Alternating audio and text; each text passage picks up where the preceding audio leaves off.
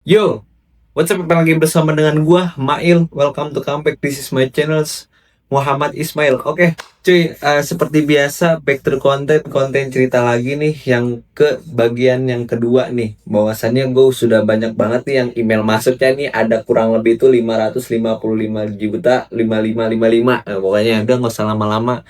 Langsung aja nih ke ke cerita yang pertamanya ini. Halo semuanya, perkenalkan nama gua Raka. Halo Bang Raka, salam kenal sebelumnya ya. Umur gue 24 tahun dan jujur ini pertama kalinya gue berani cerita, anjay. Berarti emang sebelum-sebelumnya belum belum berani cerita sama sekali nih. Dari luar orang-orang bilang gue kuat, santai, selalu ketawa. Dan kelihatan hidup gue aman-aman aja. Padahal di balik semua itu gue sering ngerasa capek banget harus jadi yang kuat. Wah, itu emang emang capek banget dah sih, capek banget tuh udah. Setiap waktu temen curhat ke gue, keluarga berharap gue nggak boleh lemah. Bahkan di hubungan gue selalu jadi penenang. Lama-lama gue lupa gimana rasanya ditenangin. Dalam nih. Nih dalam banget nih, dalam banget nih. Gue senyum bukan karena bahagia, tapi karena takut dibilang drama. Gue bilang gue nggak apa-apa, padahal hati gue berisik. Mungkin banyak dari kalian yang ngerasa sama, harus pura-pura stabil biar nggak nambah beban orang lain. Di titik ini gue mulai sadar, jadi kuat terus tanpa jeda itu bukan keren, tapi melelahkan. Dan yang lebih nyesek, nggak semua orang sadar kalau kita juga manusia yang butuh dipeluk, bukan cuma dimintain solusi terus. Betul ya, apalagi laki-laki ya, apalagi lanang gitu loh. Selain pengen dipeluk, juga pengen pupuk gitu loh. Kalau nggak dipupuk, ditium-tium gitu ya kan. Awalnya gue pikir jadi tempat sandaran itu hal yang membanggakan. Rasanya dibutuhin. Betul. Setiap ada yang nangis, gue ada. Setiap ada yang bingung, gue bantu mikir. Tapi lama-lama gue ngerasa kayak baterai yang dipakai terus tanpa pernah di-charge. Ada satu momen waktu gue lagi hancur karena masalah kerjaan dan hubungan yang kandas. Gue pengen banget cerita. Gue buka chat, scroll nama-nama orang, tapi ujungnya gue tutup lagi. Gue takut mereka jawab, ya masa lo doang yang nyerah gitu, atau lo kan biasanya kuat. Kalimat itu kedengaran sederhana tapi berat banget. Budu, itu emang emang susah sih ya buat orang yang kelihatannya itu have fun selalu, padahal kan nggak selalu have fun gitu lah kan. Namanya juga makhluk hidup gitu loh, apalagi manusia ya kan. Seolah gue nggak punya hak buat capek. Sejak saat itu gue mulai mikir, kenapa gue selalu ada buat orang lain, tapi giliran gue butuh gue malah ngerasa sendirian. Wah, ini kasusnya sama banget kayak pinjem duit itu loh. Kayak kemarin lu minjem duit ngemis-ngemis gua gitu loh, kayak ngerasa ngerasa kasihan gitu. Tapi pas gue minta, gua padahal gua minta duit gue sendiri gitu, kok kayak susah gitu loh. Ternyata jadi kuat tanpa ruang buat rapuh itu bikin hati pelan-pelan mati rasa. Betul sih, di umur segini orang-orang sibuk ngejar mimpi, karir, cinta, dan validasi dari dunia luar. Gue juga sama, tapi yang nggak banyak orang lihat, perjuangan buat tetap kelihatan baik-baik aja itu capeknya beda. Betul, bangun pagi pasang topeng profesional, ketemu temen pasang topeng ceria, pulang ke rumah baru berani ngerasa kosong. Wah, ini emang emang emang lanang banget gitu loh ya. Kadang gue duduk diem di kamar nanya ke diri sendiri, sebenarnya gue lagi kejar apa sih? Bukan karena gue nggak bersyukur, tapi karena gue lelah jadi versi kuat yang semua orang harapkan. Gue pengen sekali aja ada yang bilang, lo boleh istirahat kok, bukan disuruh semangat terus. Karena jujur, kata semangat kadang kerasa kayak tuntutan, bukan dukungan. Dan di momen sunyi itu, gue sadar jadi manusia bukan soal kuat terus, tapi soal jujur sama perasaan sendiri. Suatu malam gue akhirnya nangis, bukan nangis elegan kayak di film, tapi nangis sesungguhnya yang bikin dada sakit. Friend, lu tetap manusia yang boleh nangis ya, walaupun lu laki. Gas dah, kalau emang mau keluarin dah tuh air matanya. Aneh ya, setelah itu gue malah ngerasa lebih lega. Gue sadar selama ini gue bukan yang kuat, gue cuma menunda runtuh. Gue terlalu takut kelihatan lemah, padahal lemah itu bagian dari manusia. Betul. Besoknya gue coba cerita ke satu temen yang gue percaya. Gue bilang gue capek, dan lo tahu dia ngejat. Oh, dia nggak ngejudge, dia cuma jawab, ya udah sini istirahat dulu. Simpel itu tapi hangat banget. Dari situ gue belajar, kita nggak harus selalu jadi pahlawan di hidup orang lain. Kadang kita juga butuh jadi orang biasa yang boleh salah, boleh sedih, dan boleh berhenti sebentar. Ya namanya juga manusia, emang kodratnya nggak sih? Dunia nggak bakal runtuh cuma karena kita istirahat. Justru kita jadi lebih lebih utuh waktu berani nerima bahwa kita nggak selalu kuat. Wading nih, terakhir dia ngasih penutupan nih. penutupannya itu keren banget menurut gua. Buat kalian yang lagi ngerasa harus kuat terus, gue cuma mau bilang lo nggak sendirian. Nggak capek itu valid, pengen dipeluk itu wajar, dan istirahat itu bukan tanda kalah.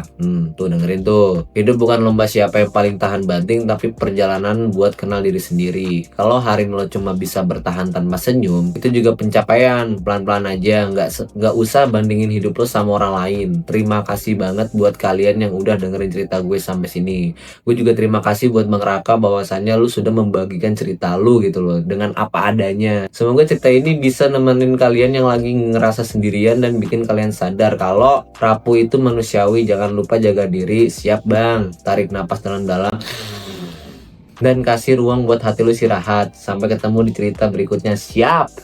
Karena di channel ini gue bakal terus berbagi, saling nguatin, dan ngerasain bahwa kita semua pernah lelah tapi tetap layak buat bahagia. Siap bang, ditunggu. Siap Bang Raka, ditunggu cerita selanjutnya ya. Ini bahwasannya Bang Raka ini merasa dia itu capek tapi tetap kelihatan kuat gitu loh. Itu nggak semua orang bisa gitu loh. Oke, next di cerita selanjutnya. Ini BTW baik banget nih cerita nih ya. Sorry banget nih, gue harus milah-milih, takutnya ada hal-hal aneh gitu loh. Halo guys, kenalin gue Dita. Halo Kak Dita, salam kenal. Gue 27 tahun. Waduh, anak pertama yang dari kecil udah kebiasa jadi andalan keluarga. Dari luar hidup gue kelihatan rapih, kerja stabil, sering bantu orang tua, dan selalu siap kalau adik-adik butuh sesuatu.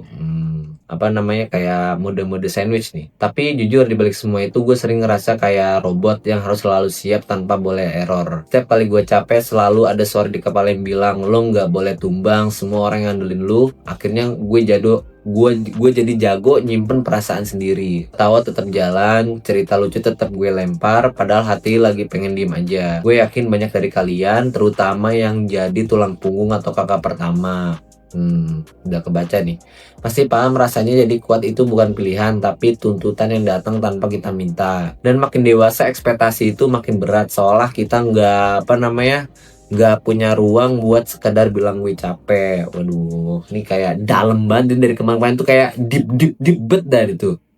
Rutinitas gue tiap hari kelihatan biasa, tapi beban mentalnya nggak pernah sederhana. Pagi kerja sambil mikirin cicilan rumah orang tua. Waduh, itu ini kalau misalkan ada siapapun kalian gitu loh, kalau di sini tuh kayak berat banget gitu loh. Siang bantu adik revisi tugas, malam dengerin curhatan temen yang lagi putus. Gue lakuin semua itu dengan tulus, tapi lama-lama gue ngerasa kayak lilin yang nyala buat orang lain. Waduh, dalam banget nih. Sementara diri sendiri meleleh pelan-pelan. Aduh, pernah satu hari gue sakit, demam tinggi, tapi masih maksa masuk kerja karena takut dibilang gak profesional. Waduh, wah nih manusia apa nih? Gokil Mbak Dita. Di jalan pulang gue nangis di ojek online, bukan karena sakit fisik tapi karena capek harus selalu kuat. Lucunya, pas gue cerita sedikit ke keluarga, mereka malah bilang, kamu kan yang paling kuat. Waduh, ini emang bener-bener gak enak banget nih anjing. Kamu kan yang paling kuat, niatnya mungkin nyemangatin, tapi yang gue dengar justru gue nggak punya pilihan selain terus bertahan. Sejak saat itu gue mulai sadar label kuat kadang jadi penjara yang nggak kelihatan. Damn bro, di usia segini media sosial juga nambah tekanan sendiri. Timeline penuh orang liburan, nikah, sukses karir, sementara gue sibuk bertahan dan memastikan semua orang di sekitar gue baik-baik aja. Bukan iri, tapi kadang gue nanya kapan giliran gue hidup buat diri sendiri. Gue pernah ngerencanain solo trip, udah nabung, udah cuti, tapi batal karena dana harus dipakai buat kebutuhan rumah. Waduh, merinding friend. Sebenarnya, keren banget loh, Mbak. Gue senyum dan bilang gak apa-apa, nanti aja. Padahal hati kecil gue kecewa, bukan soal perginya, tapi soal yang selalu jadi prioritas terakhir dalam hidup gue sendiri. Aduh. Momen itu bikin gue mikir, apa arti kuat kalau gue terus mengorbankan diri tanpa jeda. Waduh. Gue takut suatu hari nanti gue lupa gimana rasanya bahagia tanpa rasa bersalah. Waduh. Dan jujur, ketakutan itu lebih berat daripada semua tanggung jawab yang gue pikul sekarang. Waduh. Friend, emang ini jadi problem utama gitu loh. Kenapa gue bikin channel ini gitu loh. Gue tahu di luar sono itu banyak banget yang isi kepalanya itu berisik, tapi dia bingung buat ngomongnya itu ke siapa, atau dia itu pengen cerita panjang lebar tinggi gitu loh. Dia tuh bingung gitu loh. Nah, daripada lu bingung, langsung aja lu buka apa namanya channel gue ini. Titik balik gue datang dari hal kecil. Suatu malam adik gue tiba-tiba bilang, "Kak, makasih ya udah kuat selama ini." Waduh, itu langsung nangis tuh pasti kakaknya tuh, Mbak Dita ini nih. Tapi kakak juga beristirahat. Kalimat itu sederhana tapi rasanya kayak pelukan hangat setelah hujan panjang. Orang kalau udah apa namanya terbiasa dikasih kopi pahit nih ya, kopi ya, jangan kopi deh, teh yang sangat pahit itu, teh yang pahit banget, lu kasih gula sedikit aja, sedikit, nggak sesendok, nggak sampai 1 sendok deh, seperempat sendok gitu loh, itu manisnya tuh manis banget gitu loh. Gue mulai nyempetin waktu buat nonton film sendirian jalan sore tanpa tujuan dan matiin notifikasi kerja di akhir pekan. Respect. Ternyata dunia nggak runtuh, rumah tetap berdiri, keluarga tetap baik-baik aja, dan gue mulai ngerasa hidup lagi dari situ. Gue sadar jadi kuat bukan berarti harus mengorbankan diri. Betul, kuat juga berarti berani jaga diri sendiri supaya kita tetap punya energi buat orang-orang yang kita sayang. Betul. Nah, lu sehat-sehat terus dah buat Mbak Dita. Nah, Mbak Dita ngasih pesan lagi nih, pesan penutupnya nih. Buat kalian yang lagi ada di posisi kayak gue, yang selalu jadi andalan dan jarang ditanya lo gimana, gue cuma mau bilang lo berhak istirahat, lo berhak punya mimpi sendiri tanpa merasa egois. Jadi kuat itu hebat, tapi jadi manusia yang jujur sama kebutuhan diri sendiri itu lebih sehat. Terima kasih banget buat kalian yang udah dengerin cerita gue sampai akhir. Semoga cerita ini bikin kalian ngerasa ditemenin, bukan dihakimi. Jangan lupa channel ini ada buat saling berbagi. Siap, siap, siap. Akan terus berbagi gue itu. Bukan saling membandingkan. Siap. Kalau hari ini lo masih bertahan, itu udah keren banget. Siap, Mbak Dita. Pelan-pelan aja, tarik napas dan kasih diri lo izin buat bahagia tanpa rasa bersalah. Sampai ketemu cerita berikutnya. Siap, ditunggu cerita selanjutnya, Kak Dita. Karena perjalanan kita belum selesai, dan dari sini kita belajar bahwa kuat itu bukan soal nggak pernah jatuh, tapi berani bangkit dengan versi diri yang lebih sayang sama diri sendiri. Kadang emang begitu ya, friend ya. Orang yang biasa dikasih ujian gitu sama dunia, itu kayak respect sama apapun gitu loh. Dia tuh bakal menghargai sama apapun. Dikasih apa namanya kebagian sedikit itu ibarat nih, orang kalau udah susahnya 10 kali dikasih senangnya sekali, itu rasa bersyukurnya itu ratusan kali, friend. Gitu ya tuh, sampai merinding gue nih, sampai merinding itu. Bener-bener. Oke, next satu cerita lagi ini karena udah terlalu panjang banget nih. Halo, gue mau kenalan dikit. Anggap aja gue temen nongkrong lo yang lagi pengen cerita jujur tanpa filter. Anjay, ini abang-abangan apa mbak-mbak nih, dia kagak spill namanya nih. Judulnya sederhana tapi dalam banget. Gue capek jadi kuat terus, anjing. Karena mungkin lo gak pernah ngerasain hal yang sama di umur segini, antara 18 sampai 35. Hidup tuh rasanya kayak lomba tahan napas.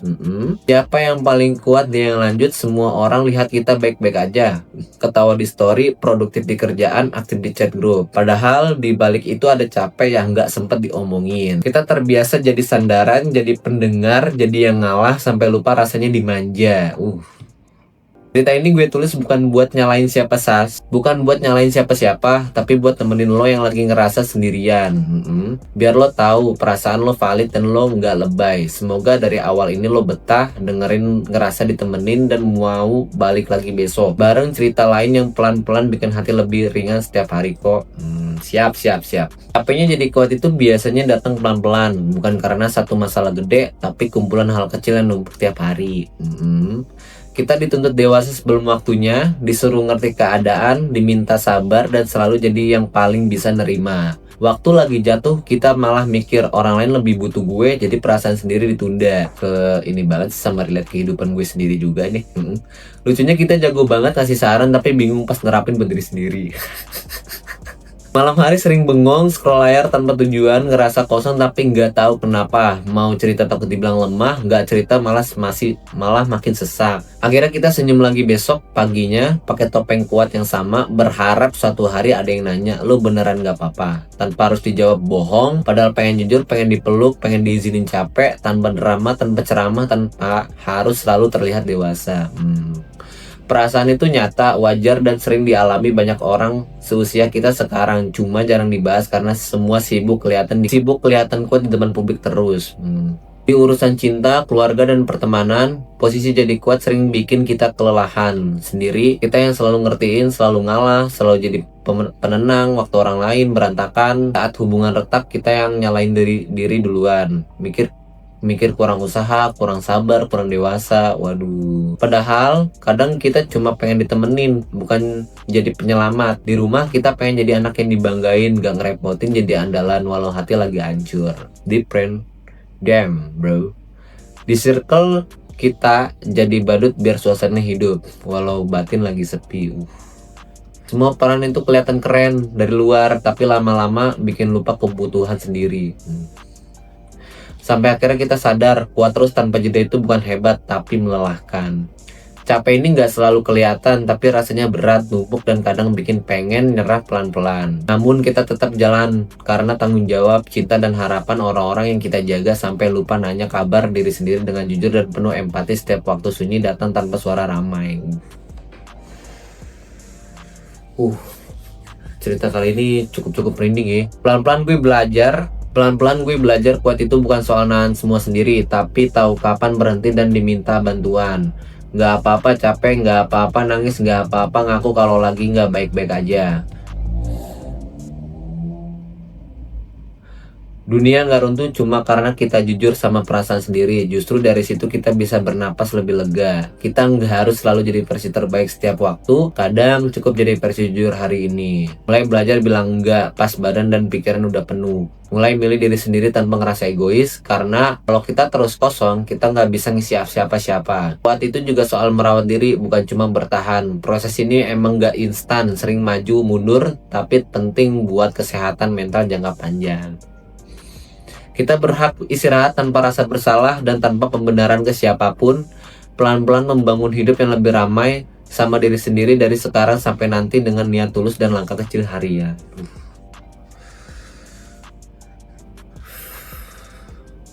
Jika lo sampai di bagian ini, makasih udah mau dengerin cerita gue sampai habis. Siap, gue juga ucapin thank you ya udah nge-share cerita lu ke gue dengan apa adanya dan secara terbuka, walaupun gak spill nama, tapi itu gak apa-apa. Itu gue respect banget friend. Kalau lu lagi capek, jadi kuat terus. Gue pengen lu ingat satu hal, lu gak sendirian di sini, di channel ini cerita lo aman. Siap, thank you. Perasaan lu terima dan capek lu dihargai. Semoga setiap video yang lu dengar bisa jadi teman pulang, teman mikir, atau teman diam tanpa dihakimi. Terima kasih udah meluangkan waktu. Semoga lu selalu nemu alasan buat bertahan dan pelan-pelan bahagia. Sampai ketemu di cerita berikutnya. Jaga diri lo baik-baik, dan terima kasih karena udah dibacain. Waduh, gue tuh kayak apa ya, kalau misalkan orang yang benar-benar tulus cerita panjang makin jempol itu nggak bisa dibayar pakai duit friend.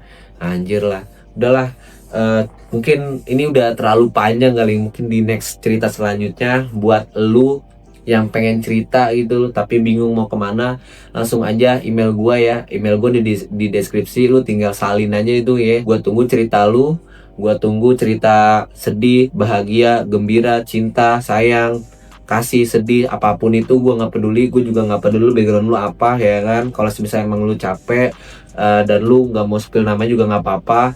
Mau spill juga ya gue spill juga gitu loh ya. Ya udah, segitu aja untuk video kali ini. See you next time. Oh ya, tar dulu, segitu aja untuk video kali ini. Gue ucapin terima kasih buat lu yang udah dengerin cerita orang-orang dari awal sampai ending, dan terima kasih juga buat lu yang udah nontonin video gue dari awal sampai ending. Oke, see you next time. Peace. Enjoy.